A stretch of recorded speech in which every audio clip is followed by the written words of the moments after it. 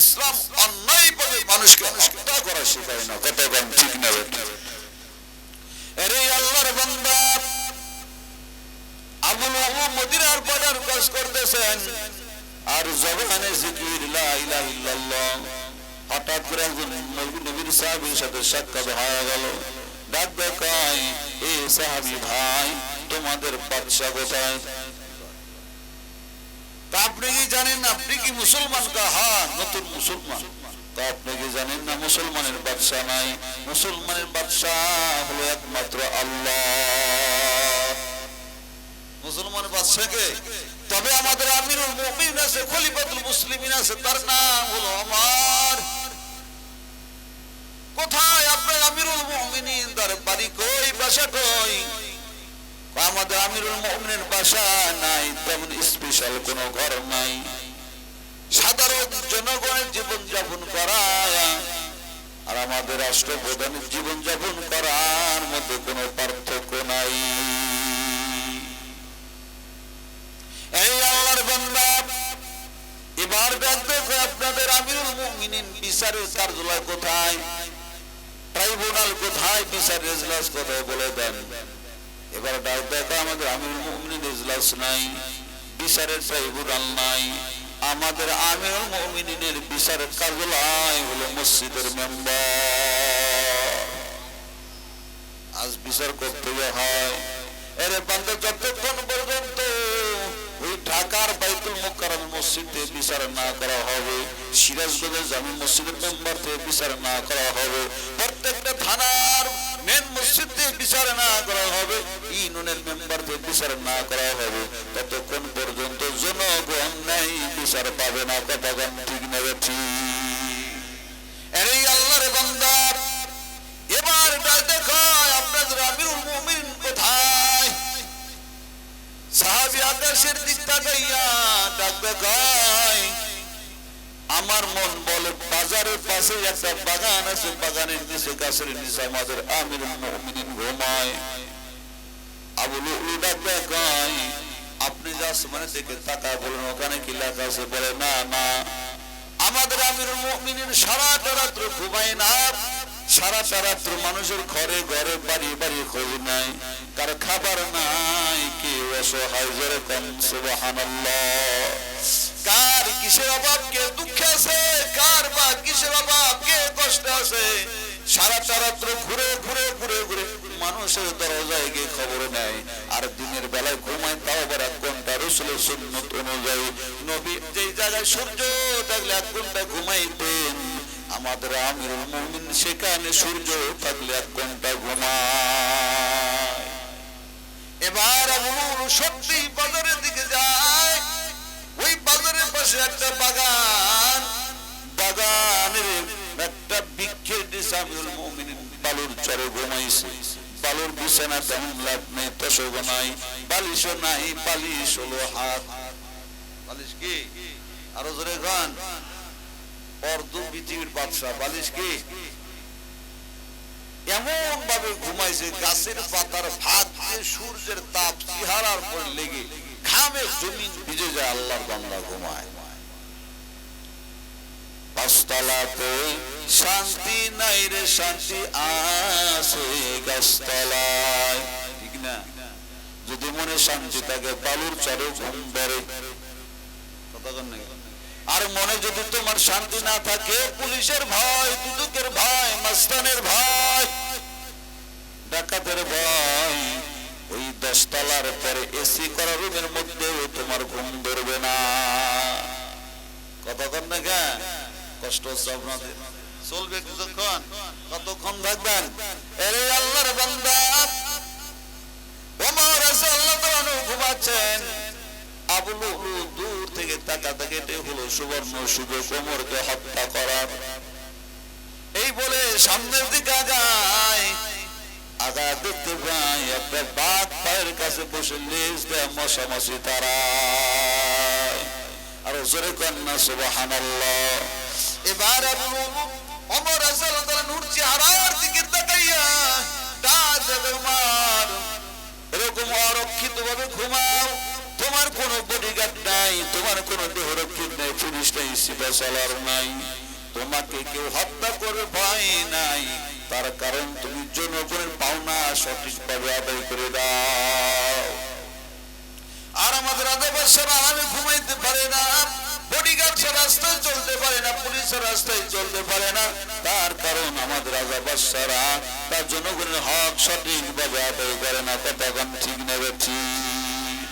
এবার আবু লুলু সামনের দিকে আগায়, যেই মাত্র ওমর রাদিয়াল্লাহু তাআলা চেহারার দিকে তাকায়, জমির ভিতরে একটা কম্পন পয়দা হয়ে গেছে, থর থর করে কাঁপতেছে। আল্লাহ পাক ওমরের চেহারার মধ্যে এমন একটা ভাব দিয়েছিলেন, এমন একটা শক্তি দিয়েছিলেন, কোন মানুষ যত বড় যোদ্ধা হোক না কেন, যত বড় শক্তিশালী হোক না কেন, ওমর রাদিয়াল্লাহু তাআলা চেহারার দিকে তাকাইলেই কম্পন সৃষ্টি হয়ে যেত। যেরকম সুবহানাল্লাহ।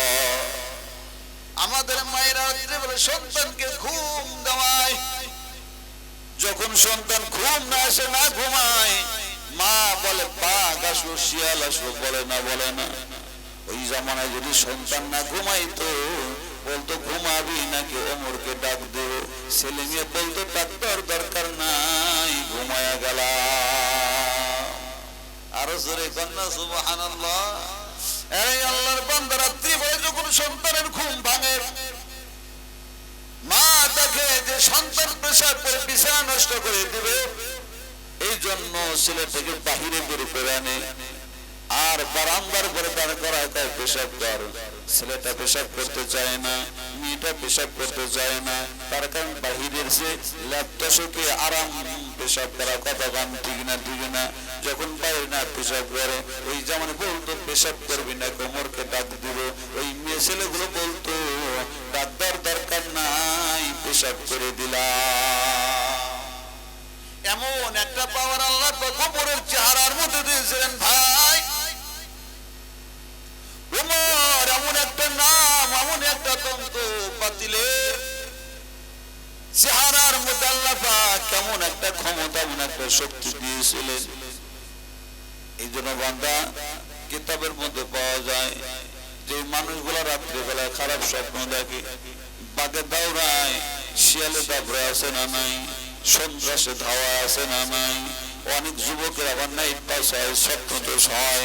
ওই যুবকগুলো যদি ভাইয়েরা যদি বান্দা রাত্রিবেলায় ঘুমানোর সময় বুকের উপরে আইন নিম্র ওমর রাদিয়াল্লাহু তাআলা লেখে ঘুমায়, আল্লাহর কসম করে বলি, ওই যুবক কোনোদিন ঘুমের ঘরে খারাপ স্বপ্ন দেখবে না। সুবহানাল্লাহ বলেন না। এমন একটা পাওয়ার বান্দা ওমর রাদিয়াল্লাহু তাআলা দেখতে দেখতে 1 ঘন্টা সময় ওভার হয়ে গেছে, ঘুম ভেঙে যায়। ঘুম থেকে যখন বান্দা শোয়ার থেকে বসে গেল, চোখের পরে এরকম ভাবে মনতেছে, বান্দা এরকম ভাবে টলতেছে। ঘুম থেকে জাগার পর বান্দা এরকম করে চোখ জ্বলা হলো সুন্নাত। তার কারণ হলো বান্দা ফজর আযান শোনার পর যদি বান্দা এরকম চোখটা মলেন, তখন আপনার ঘুমটা তাড়াতাড়ি ভেঙে যাবে। আর যদি আপনার চোখ না মলেন, আর একটা কাজ হবেন, আপনার চোখে ঘুম এসে যাবে, যাকে দেখবেন ফজরের নামাজের কাজা হয়ে গেছে। ঠিক না, ঠিক না? এই জন্য মানে ঘুম থেকে জাগার পর এরকম করে চোখ জ্বলার মালা। এই আল্লাহর বান্দা ওমর রাদিয়াল্লাহু তাআলা মাত্র চোখ এরকম করে ডলিয়া আবু লুলুর দিকে তাকাইছে। আবু লুলু সাথে সাথে কাঁপতে কাঁপতে জমিনের মধ্যে পড়ে গেছে। আরো জোরে গন্না। আল্লাহ পাক কেমন পাওয়ার দিয়েছিল ওমরের চেহারার মধ্যে, নজরের মধ্যে। আবু লুলু ডাকতে কয়, ওমর যখন আমার দিকে তাকায়, আমার মন বলে আল্লাহর কুদরতি নজর দিয়ে আমার দিকে তাকাইছে। যেরকম সুবহানাল্লাহ। এর বান্দা কিতাবের মধ্যে পাওয়া যায়, কিতাব প্রমাণ। আলী রাদিয়াল্লাহু তাআলা স্বপ্নে দেখতেছেন পয়গম্বর ফজরের নামাজের পর মসজিদের মিম্বরের উপরে বসা। হঠাৎ করে একজন মহিলা হাতের মধ্যে তার নতুন গাছের নতুন খেজুরের থোকা সোফা নিয়ে মসজিদের মধ্যে ঢুকলেন। আর ডাকে কয়, পয়গম্বর আমার নতুন গাছের পাকা খেজুর আপনি নেন, হাদিয়া দিলাম, আপনি খান, সাহাবীদের মধ্যে বন্টন করে দেন। মায়ের নবী গ্রহণ করলেন। পয়গম্বরের পাশে ছিল হযরত আলী রাদিয়াল্লাহু আনহু, ডান পাশে বসা। মায়ের নবী একটা খেজুর আলীর হাতে দিলেন। আলী খেজুরটা মুখের মধ্যে দেওয়ার পর এমন মজা, এমন স্বাদ, এত স্বাদের খেজুর কোনোদিন খান নাই। আলী রাদিয়াল্লাহু তাআলা আরেকটা খেজুর নবীর কাছে যাবেন, শ্বশুর বলে লজ্জায় পয়গম্বরের কাছে আরেকটা খেজুর চাইলেন না। এমন অবস্থায় ঘুম ভেঙে গেল। এর বান্দা মসজিদে নববীতে আযান হয়ে গেল। সাহাবীরা নামাজ আদায়ের জন্য মসজিদে যায়। আমিরুল মুমিনিন ওমরের ইমামতিতে বান্দা নামাজ শেষ হয়ে গেল। পয়গম্বরের সুন্নাত অনুযায়ী ওমর রাদিয়াল্লাহু আনহু মিহরাবে মিম্বরে পরে বসে গেলেন। হঠাৎ করে একজন মহিলা ডাক দেয়, ও আমিরুল মুমিনিন, আমার গাছের নতুন খেজুর, পাকা পাকা খেজুর আপনার জন্য হাদিয়া, আপনি গ্রহণ করেন, আপনার সাহাবীদের মধ্যে বন্টন করে দেন। আলী রাদিয়াল্লাহু আনহু ওমর রাদিয়াল্লাহু আনহু ডান পাশে বসা। ওমর রাদিয়াল্লাহু আনহু একটা খেজুর আলীর হাতে দিলেন। আলী মুখের মধ্যে দেওয়ার পরে দেখে এত স্বাদ। এবার আলীটা দেখে, ও আমিরুল মুমিনিন, আমার আর একটা খেজুরকে আমাকে দেওয়া যায় না। ওমর রাদিয়াল্লাহু আনহু ডাক দেখে, আলী, শব্দ তো তোমাকে নবী একটাই খেজুর দিয়েছি, আমি তোমাকে দুইটা কেমনে দিই? জোরে কম সুবহানাল্লাহ। কেমন পাওয়ার আল্লাহ পাক ওমরের চোখের মধ্যে দিয়েছিল। সবচেয়ে কি হয়, তাও পাওয়া যায়। সুবহান। এই আল্লাহর বান্দা এবার আবুল ওমর যে মাত্র জমির মধ্যে পড়ে যায়, ওমর রাদিয়াল্লাহু আনহু ডাক দেয়, এই রে পথিক, ও আল্লাহর গোলাম, আল্লাহর ভাই, আল্লাহর বান্দা, তুমি কে? আমি তোমার চিনি না, তবে আমি ওমর হলাম মদিনার সেবক। আমি কি আরো জোরে কর না। আর আমরা কি করি? আমি অমুক মেম্বার, চেয়ারম্যান, এমপি, মন্ত্রী, মিনিস্টার, প্রধানমন্ত্রী, হান টান কথা বল না কেন? অথচ যে নেতা হবে সে পরিচয় দিবে আমি অমুক ইউনিয়নের খাদেম। আরো জোরে কর না কে? আমি মানুষের খাদেম, আমি সেবক, এটাই হলো বড় পরিচয়। আমি মুফতি সাহেব, মুহাদ্দিস, বক্তা না, আমি হলাম সাধারণ একটা মুসলমান। মান তাওয়াযা লিল্লাহ রাফাহুল্লাহ। যারা নিজেকে ছোট বানায় আল্লাহ তাদেরকে ইজ্জত বড় বানায় দেন। যেরকম সুবহানাল্লাহ। হাতি বড় না ছাগল বড়? কথা না, হাতি হাতি না পা হাতি। ছাগল যদিও ছোট, ছাগল হলো পাক। এজন্য আল্লাহর কাছে বড়র দাম নাই, ছোটর দাম যদি তার মধ্যে তাওয়াজ থাকে, কি থাকে, আজিজান কিসারি থাকে, যার মধ্যে নমনীয় ভাব থাকে, ওই লোকটা যদিও ছোট আল্লাহর কাছে বান্দাই হলো বড়। এই আল্লাহর বান্দা ওমর তাদের পথিক, তোমার কোনো অসুবিধা হয়েছে নি? তোমার কি পেটে ব্যথা? আমি তোমার কি খেদমত করতে পারি? আমি মদিনার খাদেম। আমি কি? আমি মদিনার খাদেম। আবুল উলু এবার উঠিয়া ডাক দেখায়, ও আমিরুল মুমিনিন, আমি আসছি পারস্য দেশ থেকে। এই যে আমার হাতে দেখতেছেন খাতা, আমার পারস্য দেশের এরকম রাজা বাদশারা আমাকে পাঠাইছে আপনাকে হত্যা করার জন্য। আমি যদি আপনাকে হত্যা করতে জানি, ওই মদিনার রাজত্ব আমাকে দেওয়া হবে। ওমর রাদিয়াল্লাহু আনহু আবুল উলু পারস্য দেশের লোক, ফার্সি ভাষা ওমর রাদিয়াল্লাহু আনহু বোঝেন না। বারবার ডাক, আমি তোমার কি খেদমত করতে পারি? বারবার আবুল উলু কয়, আমি আপনাকে হত্যা করার জন্য আসছি। কিন্তু ওমর রাদিয়াল্লাহু আনহু তার কথা বোঝেন না। বারবার বলার পর এবার আবুল উলু তরবারি উল্টা পিঠে ইশারায় বোঝায়, ও ওমর, আমি তোমাকে হত্যা করার জন্য আসছি। ওমর রাদিয়াল্লাহু আনহু দেখে, রে পথিক, আমাকে হত্যা করবা, আমার কোন আফসোস নাই, আমার কোন দুঃখ নাই, তার কারণ আমি ওমরের কোনো দাম নাই, আমার কোনো সম্মান নাই, আমার কোনো ইজ্জত নাই। আমি হলাম ওই মদিনার রাখাল ছিলাম, উট বকরি চালাইতাম, আমার তেমন দাম নাই, আমার তেমন সম্মান নাই। আমার যত সম্মান দেখতেছো, এই সম্মান হলো একমাত্র ইসলামের ছায়াতলে থাকার কারণে। আফসোস নাই, আমি তোমার কাছে নিজেকে সুফিয়ে দিলাম, হত্যা করে নাও। এবার আবুল উলুটা দেখো আমার, আমি আর আপনাকে হত্যা করবো না, আমাকে কালেমা পড়া মুসলমান বানায় দেন, আর আমি 1000 সৈন্যের মোকাবেলা যুদ্ধ করতে পারি, আমাকে আপনার বডিগার্ড বানায় দেন। কালেমা পড়ে মুসলমান হয়ে গেল, ওমর রাদিয়াল্লাহু আনহুর বডিগার্ড হয়ে গেল। এখন আবুল উলু মনে মনে কয়, ওমর যতই বডিগার্ড হই না কেন, যতই দেহরক্ষী হই না কেন, সুযোগ পাইলে তোমাকে ছাড়ব না। ওমর রাদিয়াল্লাহু আনহু নামাজের ইমামতি দাঁড়ায় যায়, আল্লাহর কাছে দোয়া করছে, আল্লাহুম্মা ইন্নী আসআলুকা শাহাদাতান ফি সাবিলিক, ওয়া আল্লাহ আমি ওমর যেন আপনার রাস্তায় শহীদ হিসাবে আমাকে কবুল করে নেন। আল্লাহ দোয়া কবুল করে নিয়েছেন। ওমর রাদিয়াল্লাহু আনহু নামাজের ইমামতি দাঁড়ায় গেছে, আবুল উলু পিছনে দাঁড়ানো, হাতের মধ্যে বান্দা 20 টাকা, ওই একটা চাপুনে ওমর রাদিয়াল্লাহু আনহুর পিছনের দিকে ঢুকায় দিলেন। সামনের বান্দা নারী বুড়ি এরকম ভাবে ফুটো হয়ে নারী বুড়ি বের হয়ে গেল। ওমর রাদিয়াল্লাহু আনহু এক হাতে নারী বুড়ি এরকম ভাবে চেপে ধরলেন, আর এক হাতে পিছনে আব্দুর রহমান রাদিয়াল্লাহু তাআলা তাকে সামনে আগা দেয়, আর ইশারায় বলে নামাজ চালায় যাও, নামাজ ছাড়িও না, নামাজ চালায় যাও। এই আল্লাহর বান্দা ওমর রাদিয়াল্লাহু আনহু আগা দেওয়ার পর সাহাবীরা কেমন, সাহাবীরা বান্দা নামাজ ছাড়ে নাই, আর আমরা হলে কি করতাম? এই আল্লাহর বান্দা নামাজ যখন শেষ হয়ে যায়, সাহাবীরা বলে আরেস্ট করলো, তাকে আটক করা হলো। ওমর রাদিয়াল্লাহু আনহুকে এবার ওই সময় বড় বড় ডাক্তার কবিরাজের ঔষধ সেবন করানো হলো।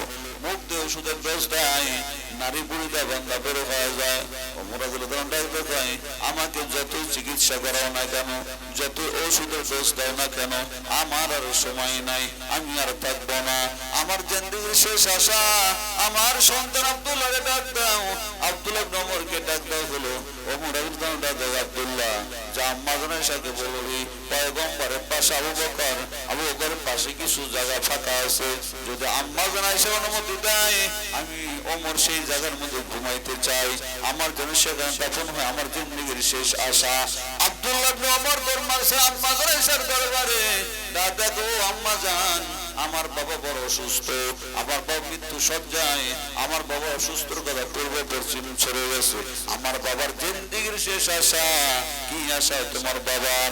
আমার বাবা চায় আপনার স্বামী মুহাম্মদ রাসূলুল্লাহ সাল্লাল্লাহু আলাইহি সাল্লামের পাশে আপনার বাবা বকর, তার পাশে কিছু জায়গা আছে, যদি আপনি অনুমতি দেন, আপনি যদি আমার বাবাকে জায়গাটা দান করে দেন, আমার বাবা এই জায়গার মধ্যে দাফন হইতে চায়। এরা আল্লাহর বান্দা সাথে সাথে আব্দুল্লাহ শোন, সারা পৃথিবীর মালিক যদি আমি হইতাম, সারা পৃথিবী তোর বাবাকে দিতাম, ওই জায়গাটা আমি তোর বাবাকে দিব না, তার কারণ আমি আয়েশার বড় আশা, আমার আকাঙ্ক্ষা তামান্না, আমি আয়েশা বিনতে বিদায় নেওয়ার পর ওই জায়গার মধ্যে আমি ঘুমাবো।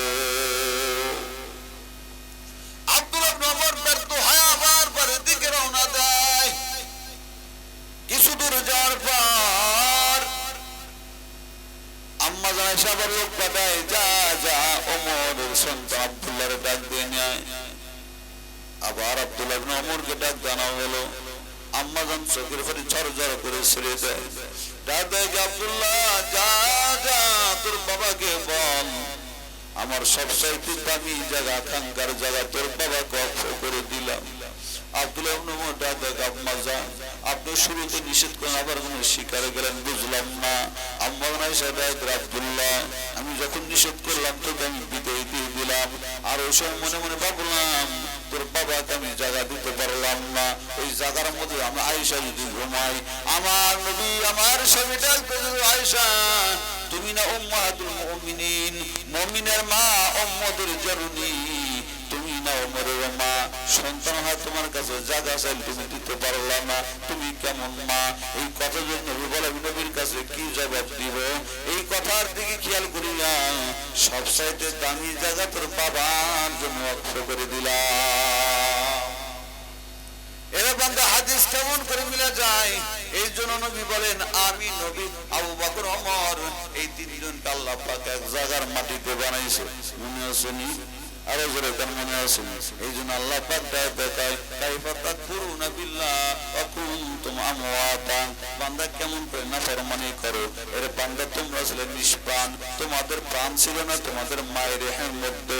ফাহিয়াতুন, আমি আল্লাহ তোমাদেরকে জীবন দিলাম, আমি আল্লাহ তোমাদেরকে জান দিলাম। এরে আল্লাহর বান্দা, আল্লাহ পাক আমাকে আপনাকে কেমন করে রূহ দিয়েছেন, দেহের মধ্যে আল্লাহ পাক রূহটার এমন ভাবে আল্লাহ পাক সেট করে দিয়েছেন।